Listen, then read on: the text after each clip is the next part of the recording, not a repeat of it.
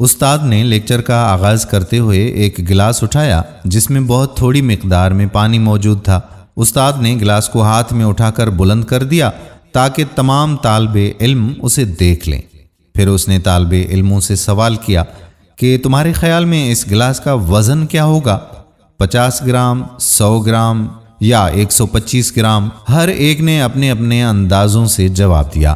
استاد کے چہرے پر مسکراہٹ پھیل گئی۔ اس نے کہا کہ میں خود درست وزن نہیں بتا سکتا جب تک کہ میں اس کا وزن نہ کر لوں، لیکن میرا سوال یہ ہے کہ اگر میں اس گلاس کو چند منٹوں کے لیے اسی طرح سے اٹھائے رکھوں تو کیا ہوگا؟ طالب علموں نے جواب دیا کہ سر جی کچھ نہیں ہوگا۔ استاد نے کہا کہ ٹھیک ہے، اب یہ بتاؤ کہ اگر میں اس گلاس کو 1 گھنٹے تک یوں ہی اٹھائے رہوں تو پھر کیا ہوگا؟ شاگردوں نے کہا کہ آپ کے بازو میں درد شروع ہو جائے گا۔ استاد نے کہا کہ تم بالکل ٹھیک کہہ رہے ہو۔ استاد نے تائید کی اور دوبارہ دریافت کیا کہ اب یہ بتاؤ کہ اگر میں گلاس کو دن بھر اسی طرح سے تھامے رہوں تو کیا ہوگا؟ ایک طالب علم نے کہا کہ آپ کا بازو شل ہو جائے گا۔ کسی طالب علم نے کہا کہ آپ کا پٹھا اکڑ سکتا ہے۔ استاد نے کہا کہ بہت اچھا، لیکن اس دوران کیا گلاس کا وزن تبدیل ہوا؟ طالب علموں نے یکساں جواب دیا کہ نہیں۔ استاد نے پوچھا تو پھر بازو میں درد اور پٹھا اکڑنے کا سبب کیا تھا؟ طلباء و طالبات خاموش رہے۔ ایک طالب علم نے کہا گلاس۔ تم نے بالکل درست کہا، ہماری زندگی کے مسائل بھی کچھ اسی قسم کے ہیں۔ آپ انہیں اپنے ذہن پر چند منٹ سوار رکھیں تو وہ ٹھیک ٹھاک لگتے ہیں، انہیں زیادہ دیر تک سوچتے رہیں تو وہ آپ کے لیے سر کا درد بن جائیں گے، اور انہیں زیادہ دیر تک آپ تھامے رہیں گے تو آپ کچھ کرنے کے قابل نہیں رہیں گے۔ دوستو، مذکورہ استاد کی تھیوری 100% درست ہے۔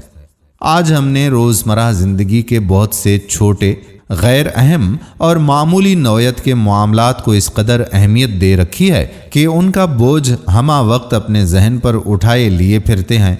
یوں ہماری توانائی ضائع ہوتی رہتی ہے۔ لا علاج امراض میں اضافہ ہو رہا ہے۔ ہر دوسرا فرد ڈپریشن، ٹینشن اور اعصابی دباؤ میں مبتلا ہے۔ ہماری ایک پریشانی یہ بھی ہے کہ ہم جب بھی بات کرتے ہیں تو مستقبل کا ہی رونا روتے ہیں۔ ہمیں ہمیشہ مستقبل کی ہی فکر لاحق ہوتی ہے۔ ہم یہ کہتے ہیں کہ ہمارا رازق اللہ تعالیٰ ہے۔ ہمارا تجربہ بھی یہی ہے کہ رازق اللہ تعالیٰ ہے۔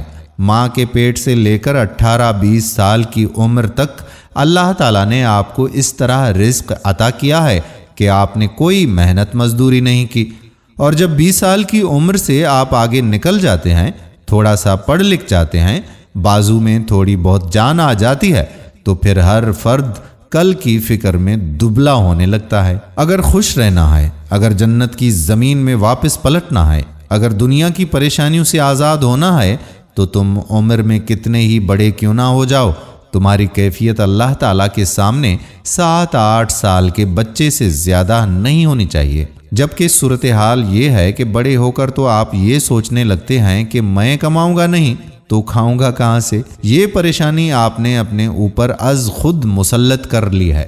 آج کا انسان اس لیے بے سکون اور پریشان ہے کہ میرے خیال میں وہ بچپن سے دور ہو گیا ہے۔ آپ دیکھیں کہ بچوں میں سکون اور اطمینان کی طرزیں بڑوں سے زیادہ ہوتی ہیں۔ اس کی وجہ یہ ہے کہ اس کے ذہن میں یہ خیال بھی نہیں آتا کہ میرے کپڑے کیسے بنیں گے، میرے جوتے کیسے آئیں گے، میرے اسکول کی فیس کس طرح ادا کی جائے گی۔ وہ اپنے تمام معاملات کو اپنے والدین کے سپرد کر کے اپنی ساری توجہ زیادہ سے زیادہ سیکھنے پر مرکوز کر دیتے ہیں۔ بچپن کے رویے میں بڑوں کے لیے زبردست پیغام چھپا ہوا ہے۔ سب کا کفیل اللہ تعالیٰ ہے۔ وہ اپنی مخلوقات کی تمام ضروریات ہر لمحہ پوری کر رہا ہے۔